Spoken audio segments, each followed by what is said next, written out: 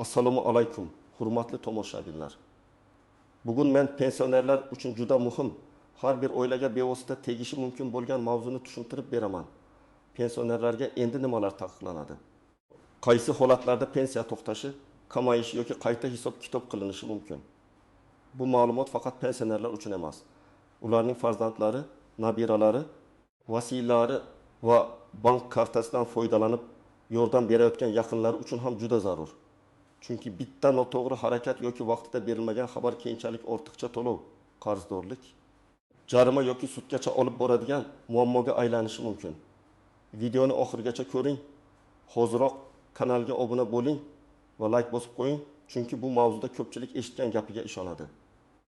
Lekin hujjat va tartibni aniq bilmaydi. Avval odamlar orasida shunday tushuncha bor edi. Pensiya tayinlandimi, demak u umr bo'yi bir xil tartibda kelaveradi. Hech kim tekshirmaydi.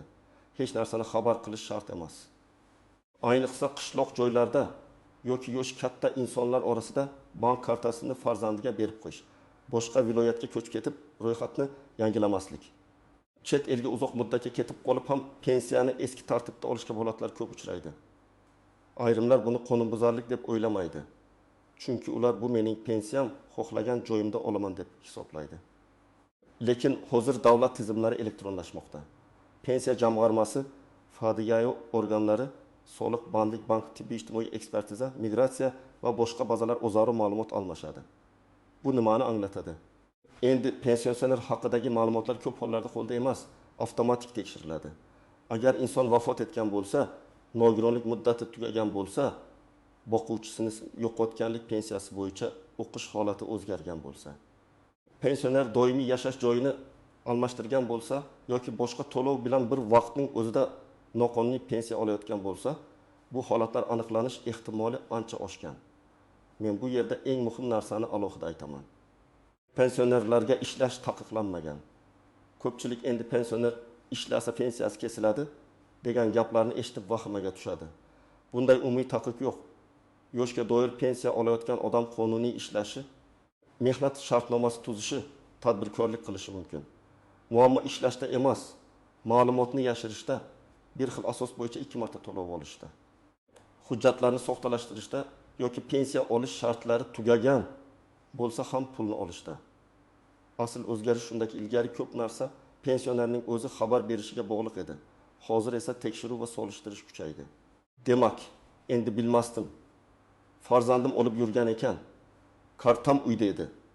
Qayta ko'rik sanasini unutibman degan gaplar har doim ham muammoni hal qilib bermaydi. Pensiya pulini olish huquqi bor inson oladi, lekin huquq tugagan.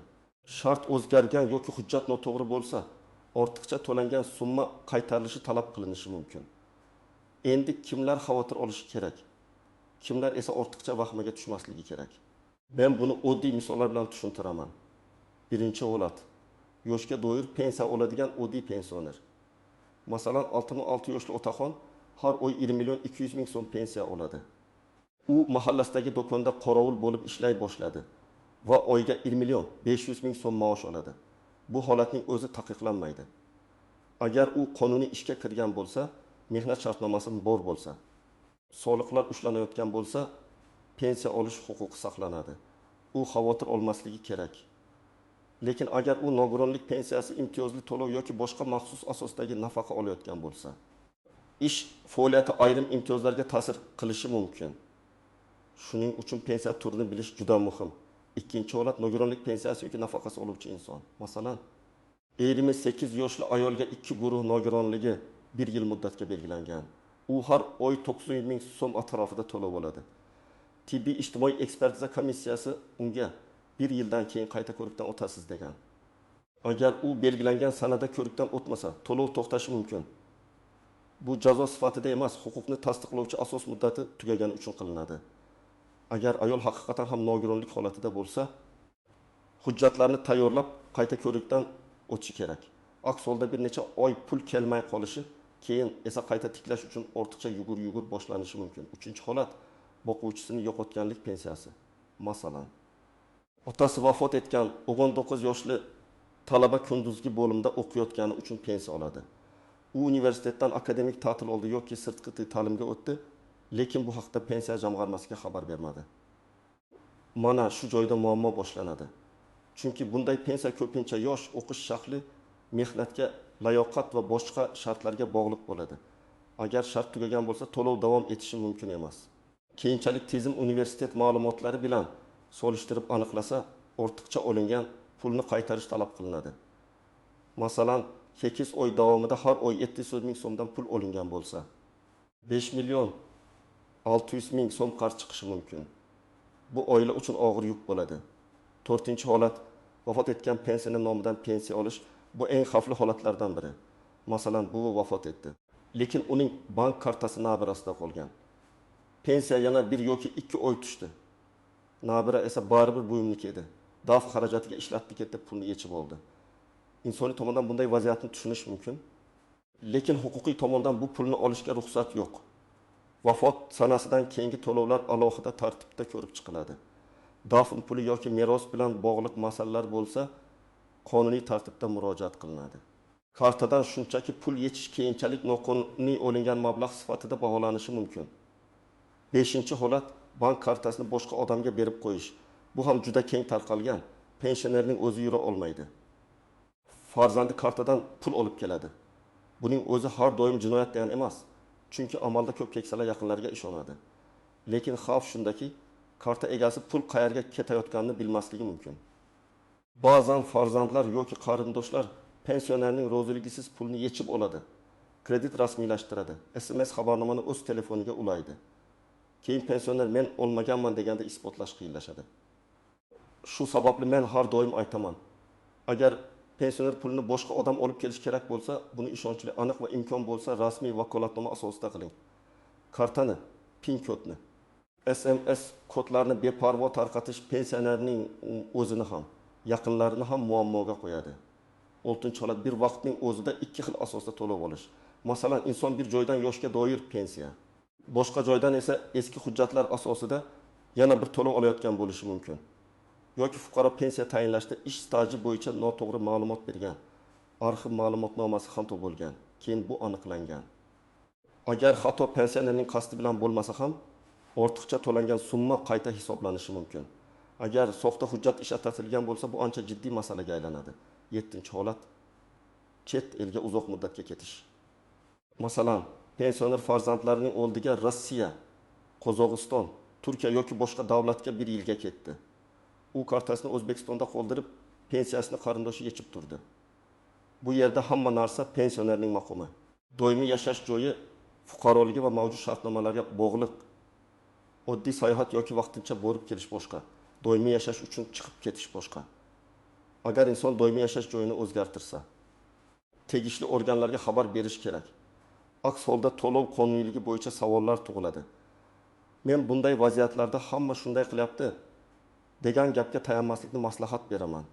Kim xavotir olmasligi kerak.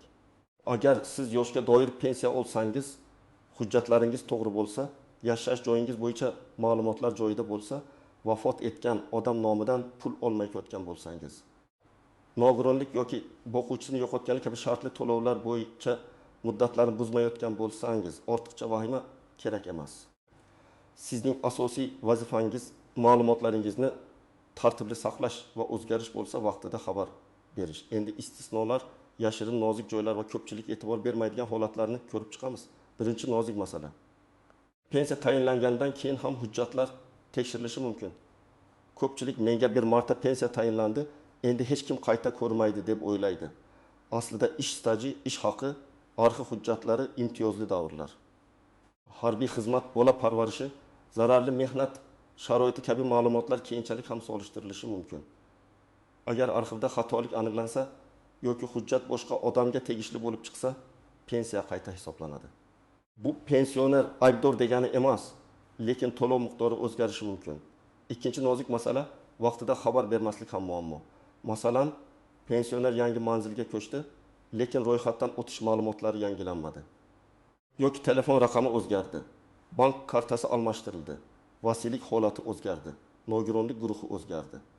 Bularning hammasi kichik narsadek ko'rinadi, lekin pensiya tizimida aloqa uzilib qolsa, odam muhim xabarnomani olmay qoladi. Keyin menga hech kim aytmadi degan bahs boshlanadi.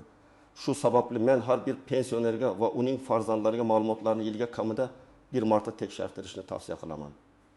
Uchinchi nozik masala. Pensiya va nafaqa bir xil narsa emas. Odamlar ko'pincha hammasini pensiya deb ataydi. Lekin yoshga doir pensiya, nogironlik pensiyasi, boquvchisini yo'qotganlik pensiyasi, ijtimoiy nafaqa kompensatsiya.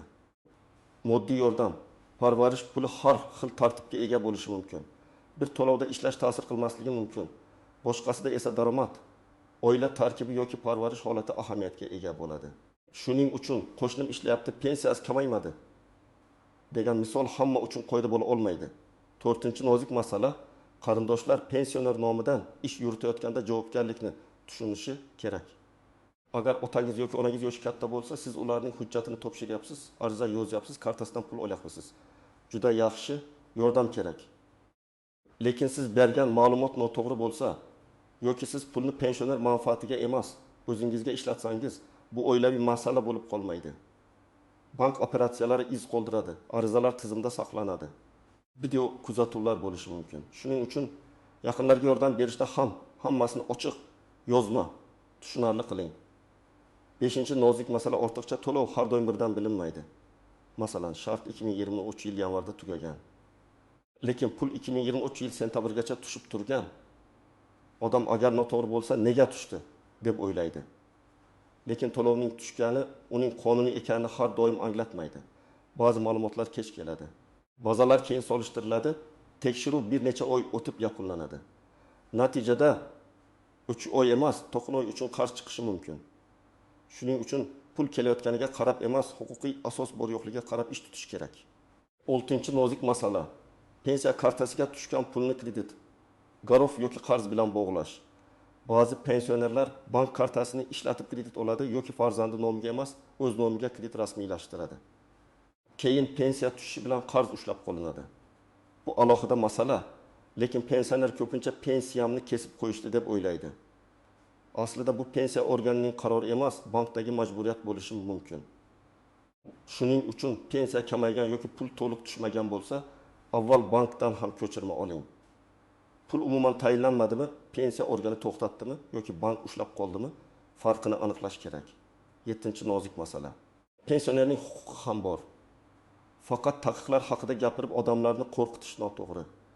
Agar pensiya noto'g'ri to'xtatilgan bo'lsa, miqdor xato hisoblangan bo'lsa, staj inobatga olinmagan bo'lsa, fuqaro murojaat qilishga, qayta hisob-kitob so'rashga, yozma javob talab qilishga, yuqori tashkilotga yoki sudga shikoyat qilishga haqli.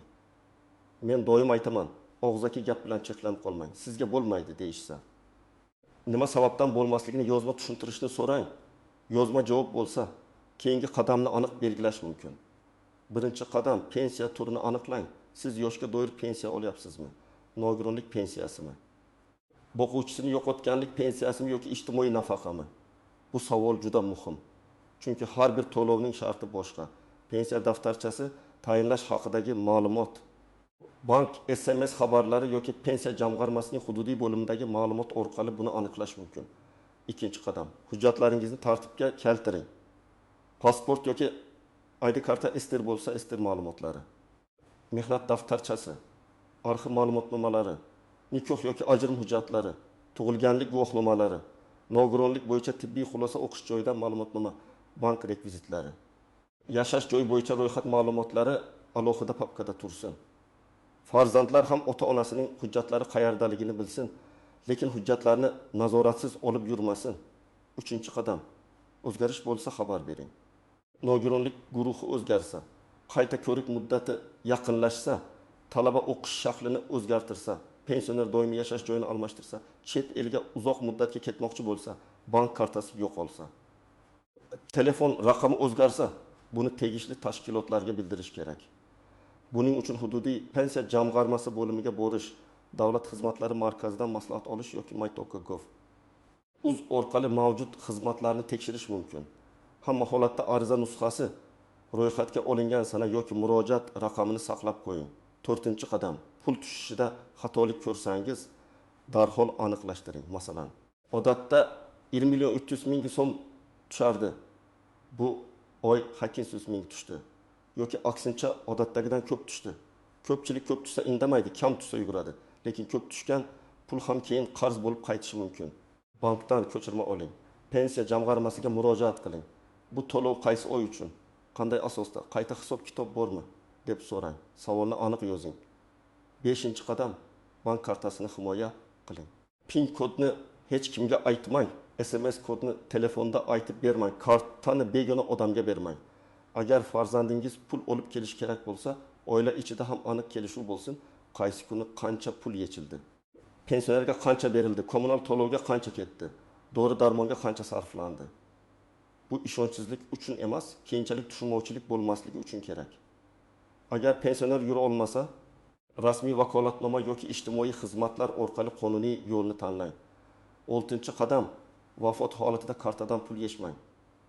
Oila uchun eng og'ir paytda hujjat bilan yugurish qiyinligini bilaman. Lekin vafot etgan inson nomidan tushgan pulni yechib olish katta muammo tug'dirishi mumkin. Avval FDG orqali o'lim guvohnomasi rasmiylashtiriladi, keyin dafn puli, meros. Qolgan to'lovlar bo'yicha tegishli tartibda murojaat qilinadi. Bank kartasi, PIN kod va mobil ilova orqali o'zboshimchalik bilan pul olishdan saqlaning. 7-qadam og'zaki maslahatga tayanib qolmang. Mahalladagi tanish, qo'shni, navbatda turgan odam, hatto ba'zan xodimning og'zaki aytgan gapi ham yakuniy hujjat emas. Sizga muhim masala bo'yicha javob kerak bo'lsa, yozma ariza bering. Arizada ism, familiya, pasport ma'lumotlari, manzil, telefon, pensiya turi, muammo mazmuni va talabingizni yozing. Masalan, menga tayinlangan pensiya miqdori nima sababdan o'zgarganini tushuntirib berishingizni va hisob-kitob nusxasini taqdim etishingizni so'rayman. Yoki nogironlik bo'yicha qayta ko'rik muddati va to'lovni davom ettirish tartibi yuzasidan yozma tushuntirish berishingizni so'rayman. Shunday yozilsa, javob ham aniqroq bo'ladi. 8-qadam qarz chiqsa, vahima qilmang. Lekin e'tiborsiz ham qoldirmang. Avvalo qarz nimadan kelib chiqqanini so'rang. Qaysi oylar, qaysi summa, qaysi asos bilan ortiqcha to'lov deb topilgan? Hisob-kitobni ko'ring. Agar rozi bo'lmasangiz, e'tiroz yozing. Hujjatlaringizni ilova qiling. Ba'zan xatolik tizimda bo'lishi mumkin. Ba'zan hujjat yetishmaydi. Ba'zan esa haqiqatan ham sharti buzilgan bo'ladi. Muhim baribir undirish olmaydi deb yurmaslik kerak. Qarzdorlik keyinchalik bank, sud yoki ijro bilan bog'liq muammoga aylanishi mumkin. 9-qadam farzandlar ota-onasining pensiyasiga befarq bo'lmasin. Men ko'p ko'rganman. Pensioner xatni tushunmaydi, SMSni o'qimaydi, qayta ko'rik sanasini unutadi. Hujjatni yo'qotadi. Farzandlar esa faqat pul tushmay qolganda bilib qoladi. Har 3 oyda bir marta ota-onangizdan so'rang. Pensiya o'z vaqtida tushyaptimi? Miqdor o'zgarmadimi? Bank kartasi ishlayaptimi? Tibbiy hujjatlar muddati tugamadimi? O'qish ma'lumotnomasi kerak emasmi? Bu oddiy nazorat katta muammoning oldini oladi. 10-qadam rasmiy manbalardan foydalaning. Hududiy pensiya jamg'armasi bo'limi, Davlat xizmatlari markazi, My.uz, bankning rasmiy ilovasi va kol markazi, mahalla mas'ullari orqali ma'lumot oling. Internetdagi vahimali sarlavhalar endi hamma pensionerga taqiq. Ishlasa pensiyasi yo'qoladi.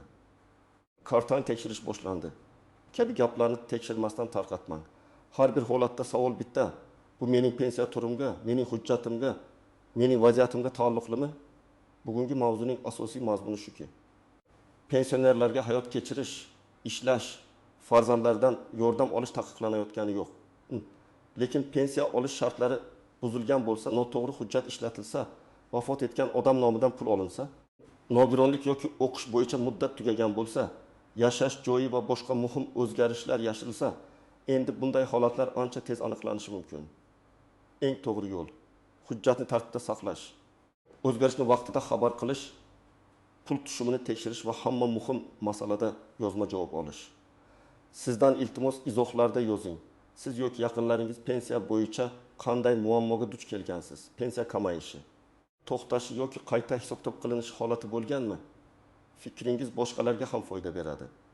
Videoga like bosing, kanalga obuna bo'ling va bu ma'lumotni ota-onangiz, buvingiz, bobongiz yoki pensioner yaqinlaringizga yuboring. Chunki bitta vaqtida aytilgan ogohlantirish katta qarz, ortiqcha yugur va asabiylikning oldini olishi mumkin.